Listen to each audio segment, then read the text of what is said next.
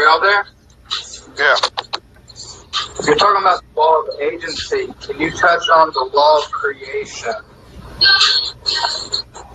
Which part? With the law of creation, basically, you control that which you create.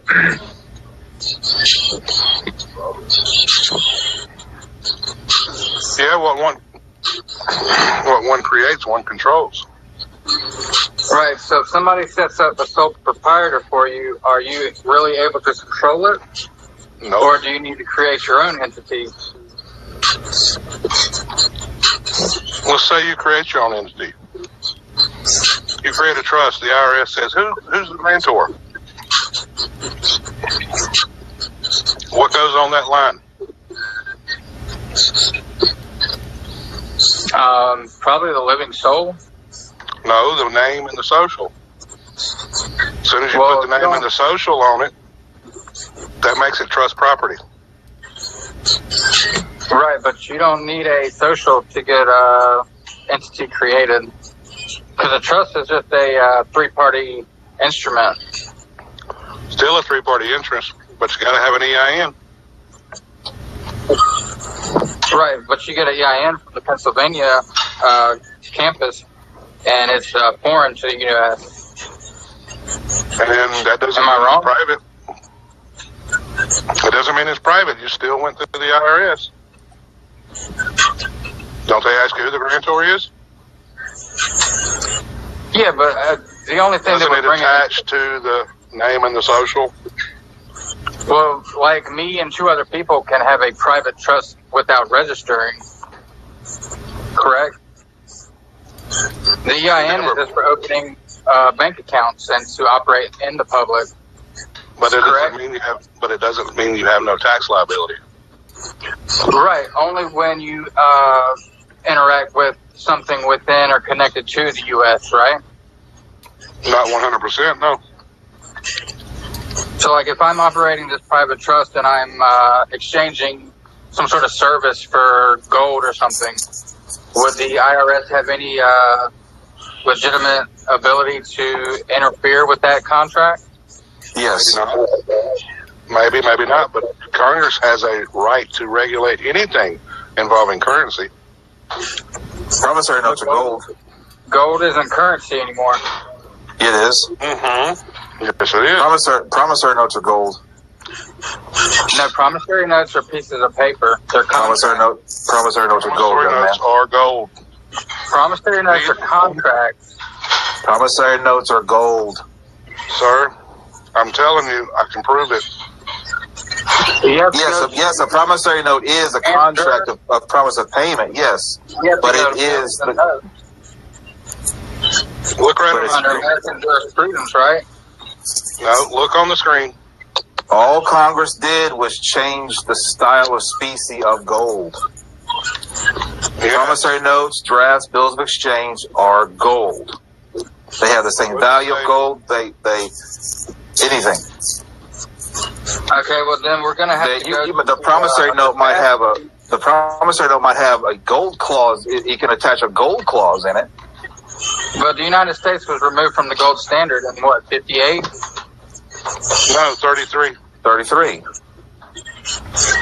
Well, I think officially it was removed from circulation in 58, right? 33. 33. You were not reading the congressional record, March 9th, 1933.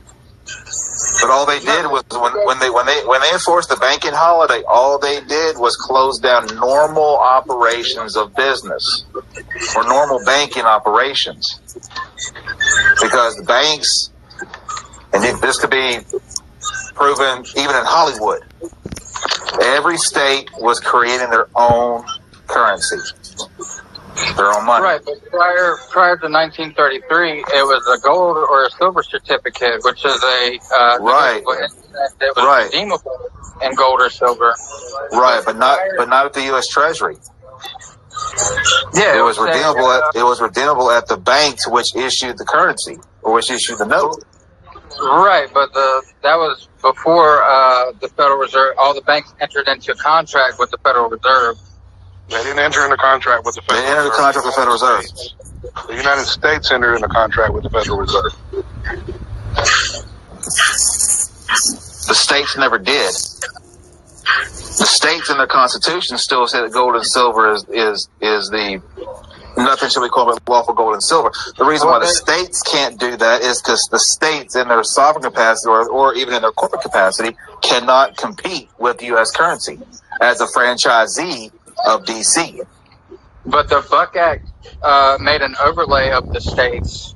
That's why we have the abbreviations are different now. Like NC. Right, but those are considered counties. Territory. Those are counties. NC abbreviated is a federal territory. NC abbreviated is a county of D.C. Yeah.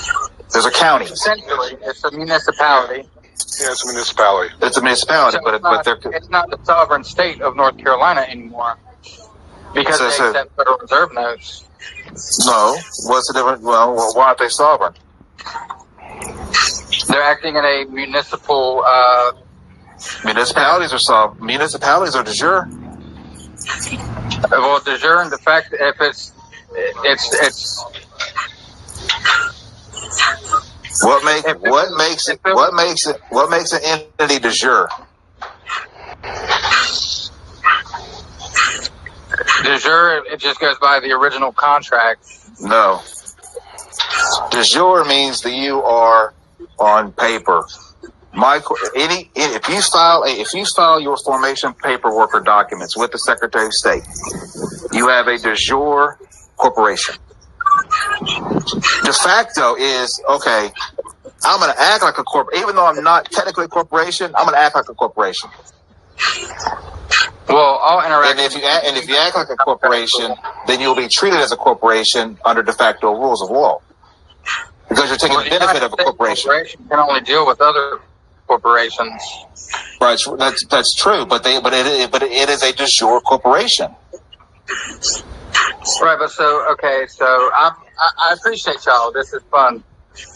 So the Federal Reserve publication out of the Chicago, I think, what is it, page 2? They tell you that Federal Reserve notes are just pieces of paper, right, with no intrinsic value. Except for what you give it in trade. Let me jump in here right quick, Mark. Jamie, let me explain. Part of the thing here, you keep talking about what is basically the simple question: what is money? You got these different communities out there that said they stole the gold. No, they didn't. Congressional record, March 9th, 1933, clearly says that the obligations of the government are the securities and gold. This is how they got everybody on the petrodollar. In the congressional record, it also says that they took the nation off of the gold standard in March 9th, 1933, not before, not after. They said the United States didn't need gold, physical gold, for their internal currency. Okay? Now, let's address what is money. At one time in history, some nations use seashells for money. Who decided they had value? The people, the parties to the contract. Right. Okay. Gold has no value in and of itself. Seashells have no value in and of itself. They have no intrinsic value. They have a use, but no value. The one thing that has value is what God created, which is mankind. And see, we have now got everything backwards. Yeah, we now say man has no value, and that's why we're having all these abortions, because mankind has no value. But everything that's intangible has value, and we're just confused. Right, but I'm trying to get back to this sole proprietor, because use of the Social Security number is considered a benefit and a privilege, right? It's all a benefit or privilege if you really want to think about it. It's their creation. Now, I have a document from the Social Administration saying that a person is not required to get a Social Security number to live and work in the United States. Right. My daughter doesn't have a Social Security number. Well, even a grown person, it says no person is required to have a social to live and work in the United States. Well, what's a person?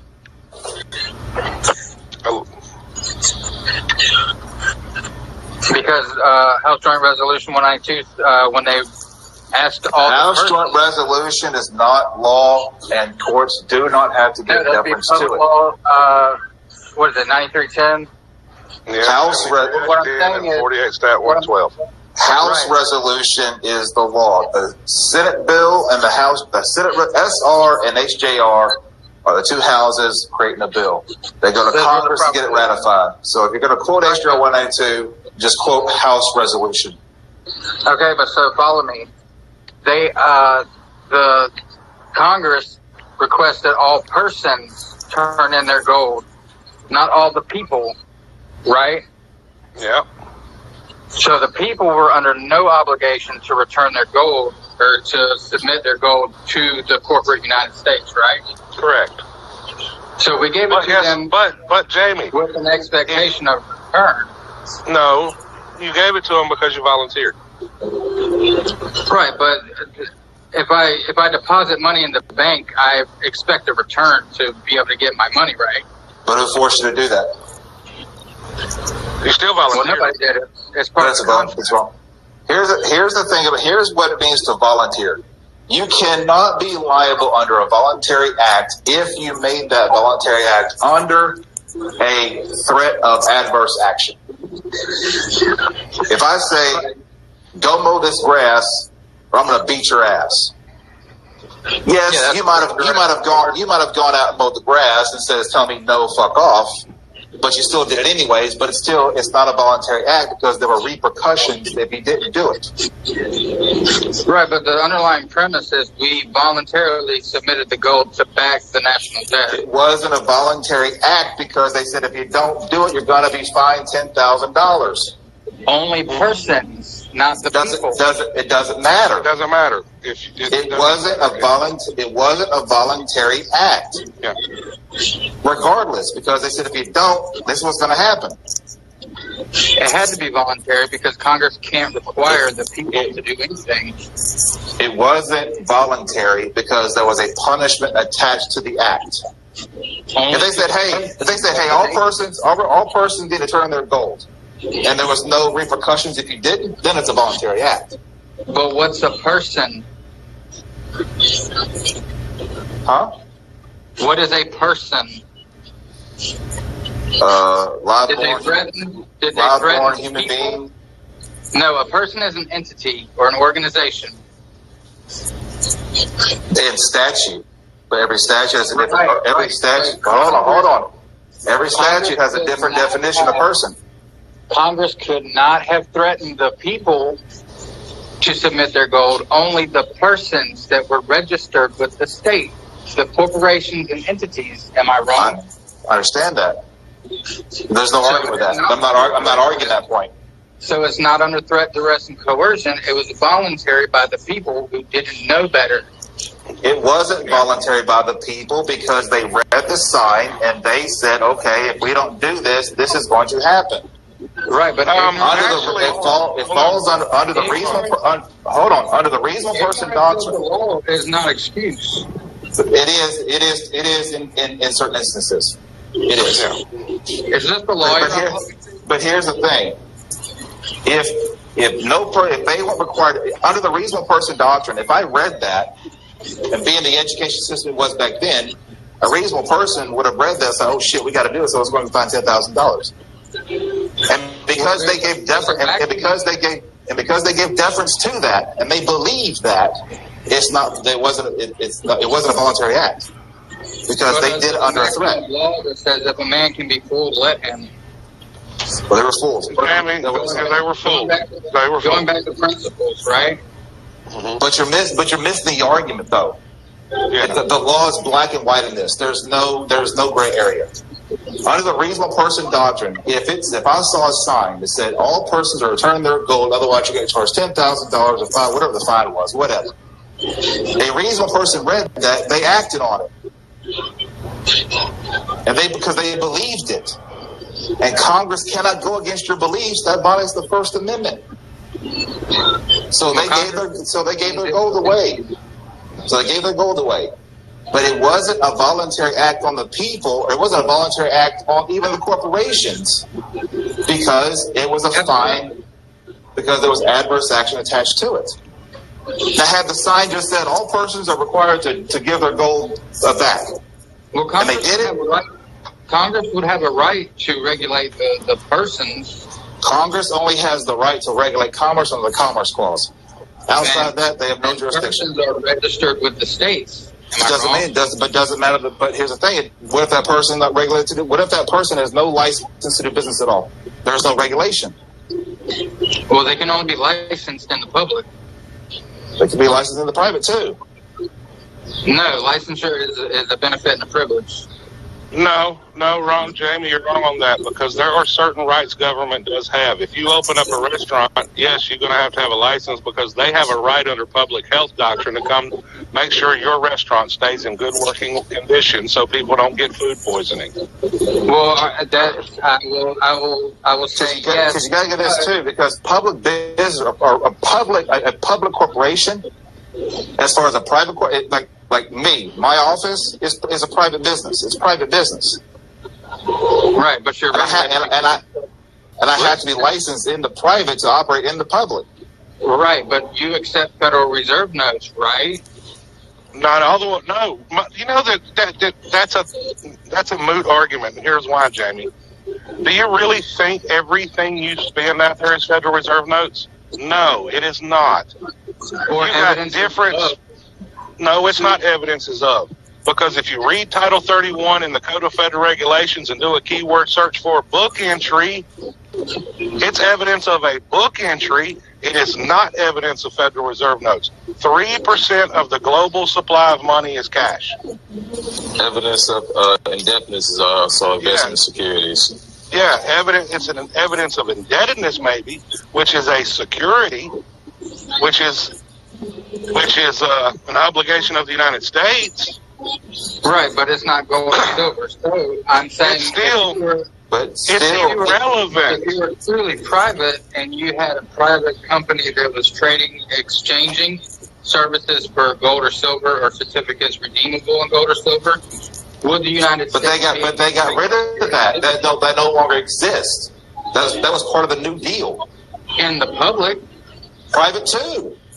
Private too. A private bank cannot issue its own script. Because why? Now they're interfering with the rights of Congress. Congress has the exclusive right to regulate currency. I'm confused. I didn't think gold and silver was currency anymore. It's still currency. Yeah. You're confusing. See, the thing is, let me give you an example. I have a rule in my company. It's a standard rule. It can't be broken. If you break it, you are terminated on the spot.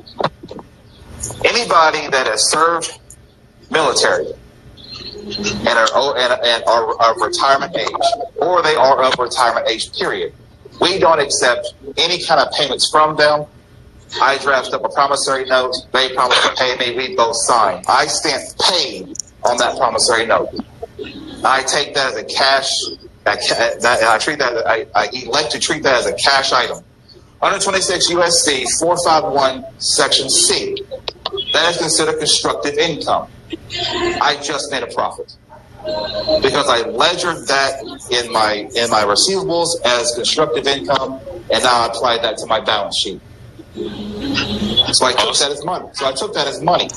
Also, to add on what you're saying, Brother Mark, anything on credit is based on accounts receivable, and which in every mediums of how they use the system to convert those into cash, following the Financial Accounting Standards 95 cash flow statement forms. You want that say it again? Are you a traveling man?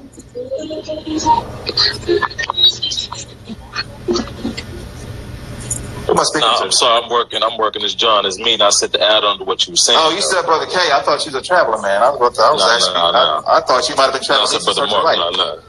Okay. But my main point was just this sole proprietor y'all were talking about wasn't created by us, right? It was. Yeah. Well, it was, but wasn't. It was under somebody permission. It was under an active agency through the power of attorney. You just didn't know they were going to do it. But they did it. Mazel tov, it's a boy. Go out and spread fruits. Okay, so somebody created it on our behalf. Yeah. Yes. The minute you did commerce, it got created. Okay, and so we don't control that, and it's looked at as a benefit and or a privilege. If you don't control it, then who does? That's identity theft. If you don't control it, someone else does. Well, and if they turn profit, it's aggravated identity theft. you need to quit worrying about control anyway, because why? Jesus never said you were to control anything. Jesus said you were to be a good steward. What is a steward? Is an agent managing the master's property. Well, he also said, is it not written in your law that I say you are gods? Now you're actually misinterpreting that scripture, because that doesn't apply to man. Well, a god is anyone who creates. So you're supposed to be creating your own. No, when it says ye are gods, he is talking about the fallen angels. He is not talking about you. He's not talking about man. Well, the original word is Elohim, so the higher. Yes. Elohim is plural. It is both singular and plural. Go read Psalms 82. And in the Bible, as a Hebrew, as a Jewish man, it means two. When it says, let us create man in his image, it was Elohim, means gods, plural. Right, the God that we worship, the God that's worshipped in the Bible is a lower deity God. He is not the God, because what? So I forget his name. He's actually had a book. What's that prophet's name? He didn't worship God. He worshipped Elohim, or he worshipped the damn it. What's that character in the Bible's name? I can't think of it. No, he didn't worship God. It actually says in the Bible, in that scripture, that the God that we worship is a lower God. He worships the father of that God.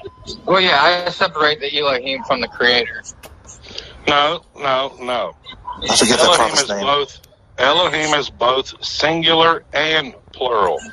That section in the book of John, hold on, that section in John, people typically do not read the very next verse. So guess what? They say, oh, he's calling us gods. No, he's not. Where is he quoting it from?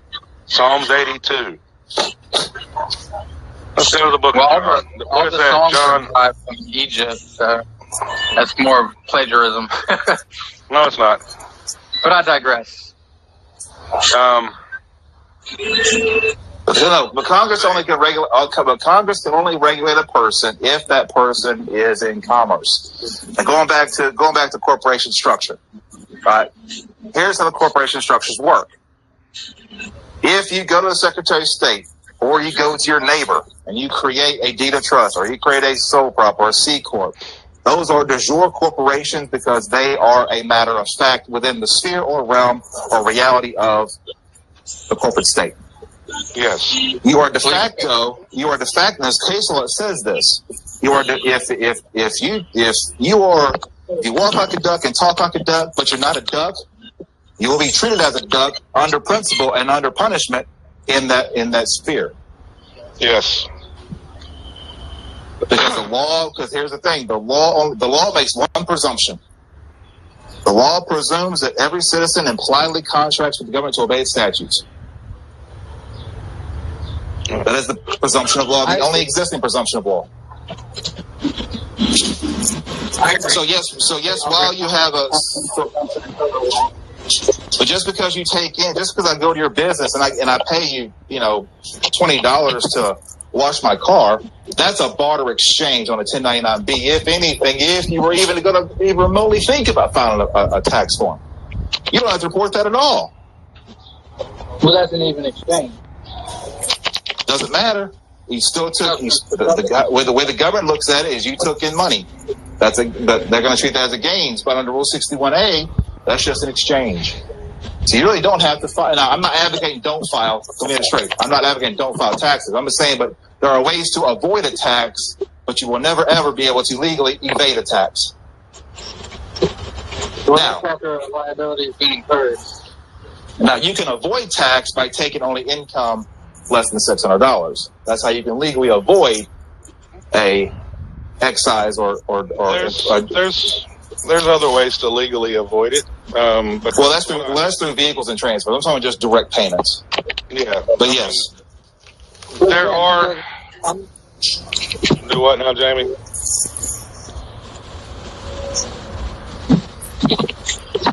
Jamie. I'm just trying to figure out the liability issue with using a sole prop that you didn't create. Quit. If you're wanting to figure out the liability issue, you need to study law of agency. The agent is never liable for the principal. You've heard the government use this term sovereign immunity. Why can they claim sovereign immunity? Because they are the agent of the state. What is the state? The state is a stack of papers with an agreed upon terms and conditions called a constitution. That's why politicians never go to. That's why politicians really never go to jail. Because why? Because the law presumes they act under the guise or instruction of the principal. Yes. That should apply to the principal then, right? It should apply to the principal. It applies to the state. But see, you're running around claiming to be the owner of the name. You're the one claiming to own everything, and with ownership brings liability. No. I'm under Rule 6. Yep, you contracted, so they're not going to, since you contracted to receive a benefit from that statute, guess what? Until you undo the contract, you can't argue the constitutionality of it. Right. So if you're using a sole prop that you didn't create, there should be liability placed on you. But there's no. Okay, all right. So there's two kinds of liabilities. I'm getting confused. Let's break down liability. Strictly speaking, as a corporate attorney, strictly speaking, sole props, the liability of the sole prop passed down to the individual, which involves you. You're the individual because they're the one who controls it. Okay. So your assets and your capital and your res are not protected because the IRS and the government presumes, since you're the only one here, you have complete control over the assets and res of that entity. Now you move over to LLCs. LLCs have some protection. A single member LLC has about the same minimum protections as a sole prop DBA, because again, the government can make the assumption that you, as the individual owner or whatever, have complete control of the assets and res. Now, there are some workarounds with that, as far as being a separate entity, like we read in the court cases. However, multi-person LLC or multi-member LLCs, there's no liability flows to the members because they don't know who controls what. Therefore, the LLC goes to court and is represented by an attorney because it is a creature of statute, not a creature of the state. It is a creature of statute. And statute is regulated under the legislative laws of the branch of government, which regulates that LLC. Because what does it say? This LLC was created under the laws of the state of Texas. Mm-hmm. Now, if you got the sole prop and you see at the IRS website, oh shit, I got a sole prop. Okay, fine. You have two options. You can never use it and leave it there just to rot in the ashes. Or you can use it and say, hold up, I'm the agent to this. This is my principal. I'm the agent. And you act as the agent. Everything you sign, agent. Everything you do, agent. When you introduce yourself, I'm the agent. Okay, but now you said the state of Texas. Is that under the Buck Act and the federal territory? That's irrelevant. You're splitting. Okay, listen, you got Raisin Bran and you got brands with raisin in it. You're splitting hairs. It's absolutely imperative. It is not imperative, because even if it's under the Republic, you still are not understanding the simple fact is, under the Republic, the state is still a stack of papers with agreed upon terms and conditions called a constitution. It is never attached to the land. That stack of papers can do nothing without agents. Oh, that's just sits on my desk. Yeah, it's just going to collect dust. That's why Microsoft can do nothing until agents come in and act and play the part. That's why the Fourth Amendment says the right of the people to be secure in their persons, the legal fiction. The people are the men and women. What I'm saying is you can't be secure in a person that you didn't create. You can be, secure in any person if you use it. You have the right. If you use it, you have the right to be secure. Yeah. Is the employee? Hold on, Jamie. Is the employee of Microsoft secure in his person as an agent of Microsoft? Yes. Why? He's not liable for what Microsoft does. Microsoft put up the capital. They put up the money for the factory. They put up money for all the LLC paperwork. They put up money for all the tax liability. That's why the employee can quit and not be liable. Or if the bank or if Microsoft goes under, the employee is not liable for anything that Microsoft has to pay. As a matter of fact, Microsoft has to pay you as an employee when they shut down. You're never liable as the agent. If you do things right. So if you walk in without even introducing, say, listen, my name is John.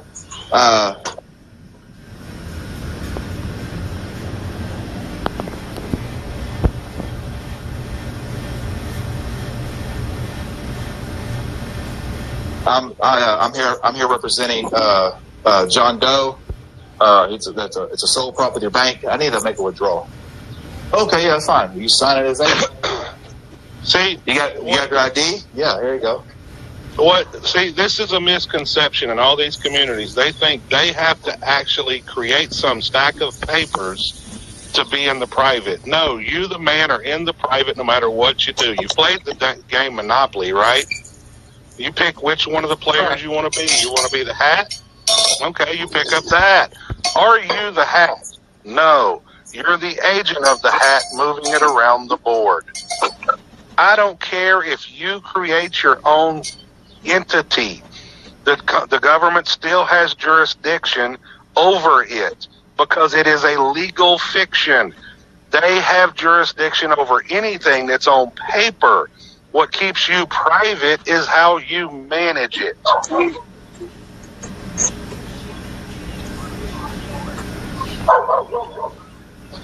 They say the rich people report, broke people file taxes, right? That's what Robert Kiyosaki said. He said the difference between rich people and poor people is rich people know how to do paperwork, and poor people don't.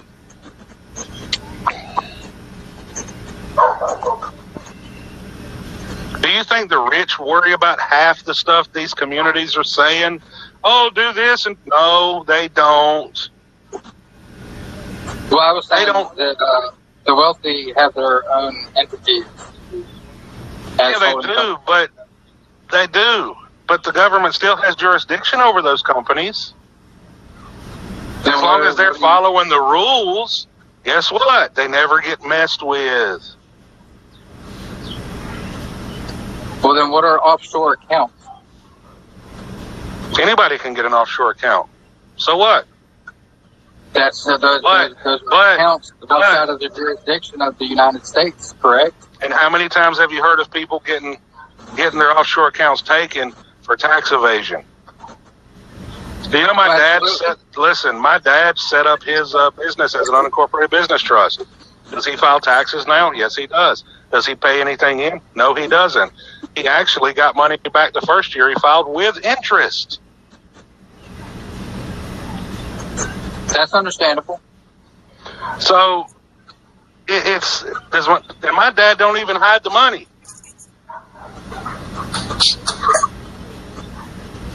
See, it's not the point of what you build that matters. It's how are you managing it. Are you the agent? The agent is the one that never holds liability. So long as that's in the contract.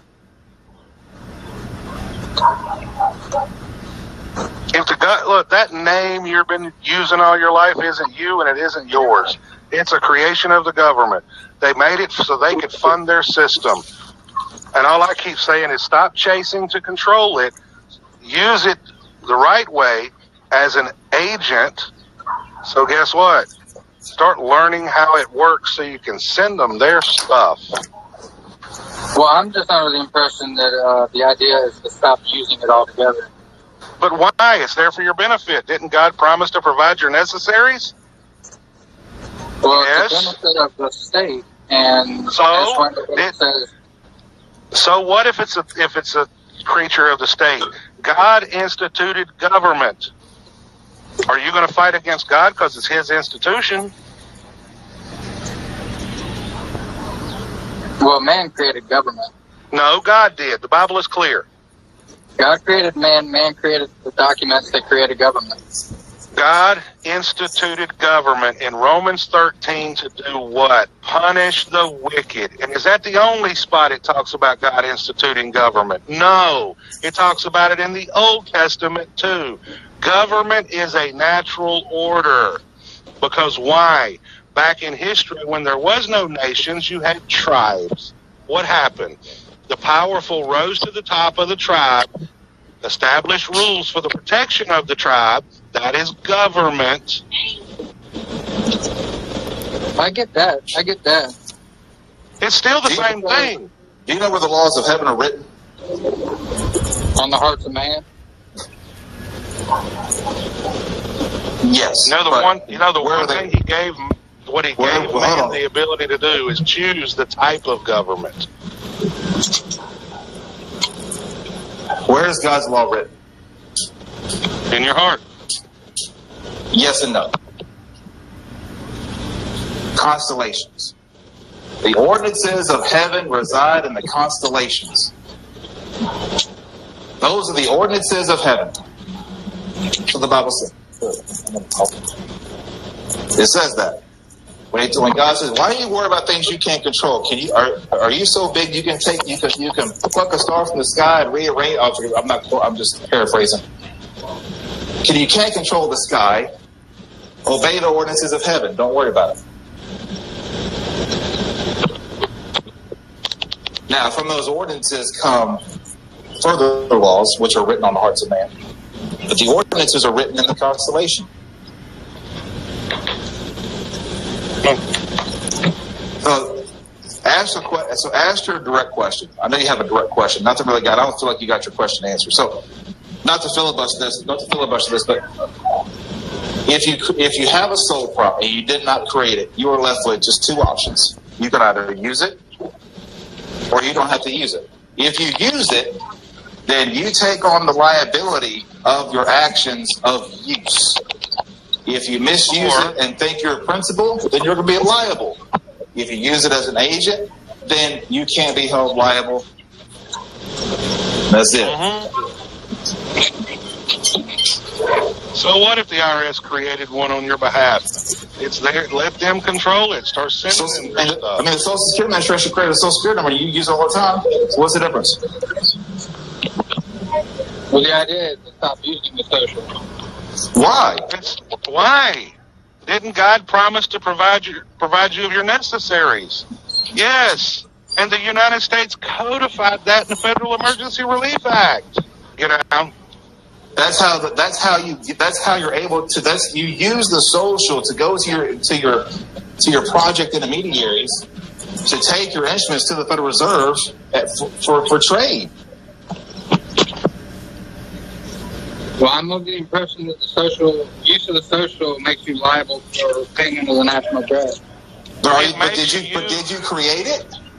It makes you liable because you're acting as if it's you. I've got people in this group that has changed the way they think. And guess what? They're settling. They're taking care of the liabilities. They got the courts calling them the general agent for that trust. And because the courts know if you're the agent, you don't hold liability. Also, in all this too, you're not. There's one thing I haven't heard you argue. That's banking. We are the creditor. When you make a deposit to a bank, you are the creditor to that bank. They are your fiduciary trustee or fiduciary agent. Now, here's the thing. Stop saying fiduciary. You can say fiduciary, but there are different actors. Fiduciary trustee, fiduciary guardianships, conservatorships, trustees, trustors, executive. Those are all fiduciaries. So you have to be specific in which one you name, especially under state law, because that'll fuck you up. But the social is used as a pass-through entity to get to the Treasury, get to the Federal Reserve, to get your Federal Reserve notes or your bank notes, whatever you call them. And it doesn't matter if you use Federal Reserve notes. The promissory note is just as taxable. Under the law, a promissory note. Under the law, a promissory note and a Federal Reserve note are identical. They may look different on paper, but under the law, they don't look no different. And this is already ruled on in Calvin versus Commissioner. Promissory notes themselves do not have a cash value, but when and how used, it is still taxable as the same. Because it meets the requirements of a promissory note. It's an unconditional promise to pay. It's assignable. It's not subject to set off, and then it must be an assigned, frequently transferred to the right to do business with banks. Meets the 4 requirements, so that's what it is. And it's got a double signature on it.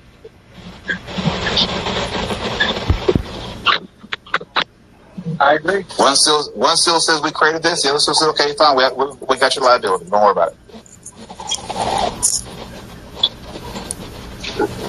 If you understand banking, you'll understand why you have a social.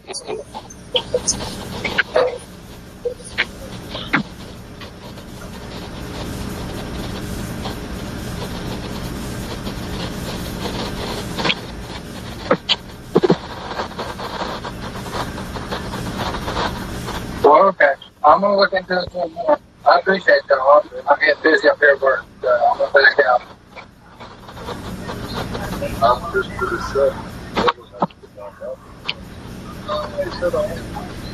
Jamie. Go ahead. I was wondering if you was talking to us, because if you was, we wasn't hearing you. Oh, yeah. I'm starting to get busy up here at work, so I'm going to back out. But I appreciate y'all. You're welcome, sir. You can come back anytime. I'm going to keep looking into it. I appreciate y'all. You too, sir.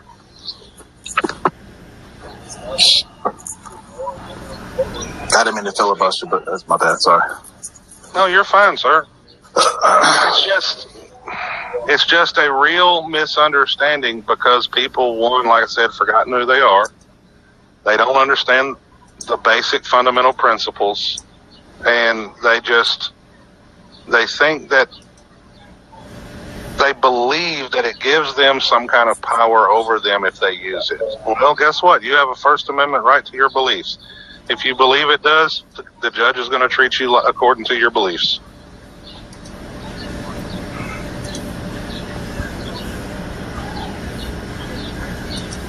And if you believe that you're a U.S. citizen, you're going to incur all the detriments that go with it. But if you say, hey, wait a minute, when did I apply to be one? Now they got to prove it. Can they prove it? Not with firsthand knowledge.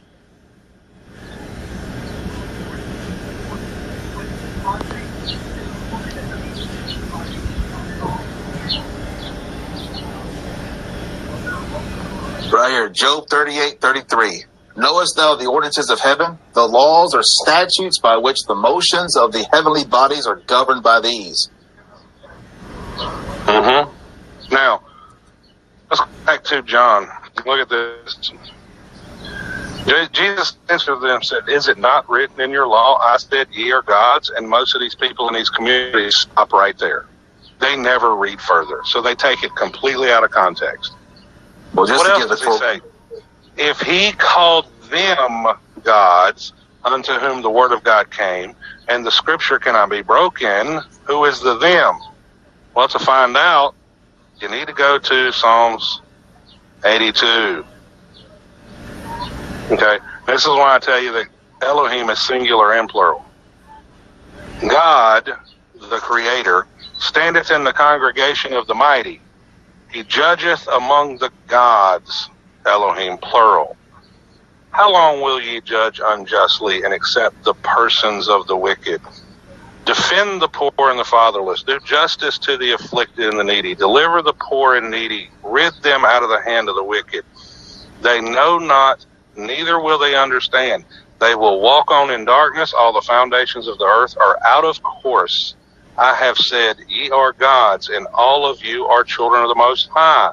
But ye shall die like men. That means they're not men. That means when he says ye are gods, he's not talking to men. He's talking to the angels. Lucifer and the ones that fell. And they also got Proverbs. So you got Proverbs too. Mm-hmm. Proverbs talks about, I'm sorry, go ahead. My bad, there's a lag. I'm sorry, guys. Yeah. And then he says, arise, O God, judge the earth, for thou shalt inherit all the nations. He's talking of, that's why we say that Jesus is the beneficiary. Who is he talking about? God, the creator, was in Genesis created the first trust. He appointed man as trustees for his son, Jesus Christ, to be the beneficiary. That's why it's his inheritance.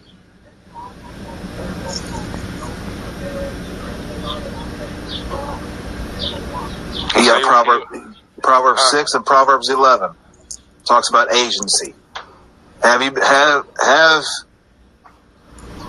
My son, if you have become guarantor for your friend, have shaken hands in a pledge for a stranger, have been snared by the words of your own mouth, have been caught by the words of your own mouth, do this at once, my son, and deliver yourself, for you have come into the hands of your friend. Go humble yourself and urge your friend. Give no sleep to your eyes, nor slumber to your eyelids. Deliver yourself like a gazelle from the hunter's hand, and like a bird from the hand of the trapper. He who is a guarantor for a stranger suffers harm, but one who hates shaking hands in a pledge is safe. Look right here. Here's right here 2 verses on agency. Job 13:8. Will ye accept his person? Will ye contend for God? Whose person? God's person. Hebrew 1:3. Who being the brightness of his glory and the express image of his person, and upholding all things by the word of his power. That's the only that's 2 more verses that talk about agency. See, God developed agency, because if God is the true owner, then you can only be a steward. You can only be an agent. We're too busy trying to be our own gods because we're too busy trying to wonder what we can own. You can't take it with you when you die. The only thing you can own is your rights and interests. You can't own the tangible item. It's all God's.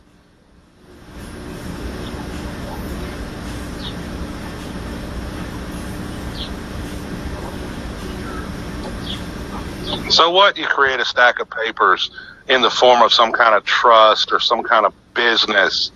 It's still a piece of paper, and in the fiction world, the paper is king. And guess what? The paper is what they have jurisdiction over. What keeps you out of trouble is how are you managing it? Who are you in relationship to it? Who are you? What is it? And what is your relationship to it? It's not evil or bad to use the social. The question is what is it and what is your relationship to it?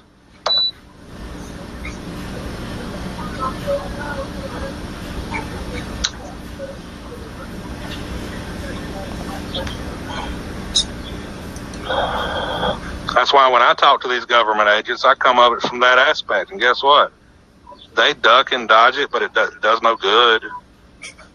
It does no good whatsoever, because I can back them into a corner. Oh, that's your name, really? I said, it says on the back of the card you own it. Well, yeah, but it's from your birth certificate. Oh, but the state says they own that record. And the Northwest Ordinance forbids the ownership of people, so it can't be me if the government owns it, unless you're going to say I'm a slave and you own me. Oh, no, I'm not saying that at all. I said, well, sir, I didn't think you were. If I'm not the property and I'm not the name and that name is owned by them, that means I'm just an agent. I'm just to go use it and get access to that trust when I go buy my necessities. We're just not telling them what we're doing. Same for the driver license. You get pulled over, you give your driver license. They'll just remain silent. Hey, well, I showed up. I'm the agent to the principal known as this John Doe. I'm here to settle the books. Bring forth a bill. Or are you so and so? No, I'm the agent. Well, where's John Doe at? We're going to issue a warrant of official arrest. Well, John Doe's right here. Slap that bitch down. There's John Doe right there. So who are you? I'm John. This is not mine. This belongs to the state of Texas. It's theirs. Why would I suspend my own property? Why would I revoke my own property? Yeah. I mean, if the government is supposed to secure your rights and interests, how did they do it? They put everything in freaking trust. Well, they can't secure it if you're going to get in the way. They did. They secured your right. They secured your right to travel and gave you a license. The license isn't and even if you want to argue right to travel, okay, fine. And you argue that they can't convert a right into a privilege. What is actually being licensed? There's a couple ways to look at it. One, it's not you that's being licensed. You're just the agent. It's that trust that is being licensed. But the other side of the coin is they have a right to public protection, public health. Okay? You go out there acting like a fool, they have every right to pull you over because why? You're a danger to the public. So you don't think of it that way. That it's a business. Boris talks about it being a usufruct. A usufruct is a fancy word for a trust. And the trustees are the legal owners. And the trustees hold all the liability. But guess what? Nobody ever talks to the trustees. They just go assume it's about them. They're just a bunch of narcissists.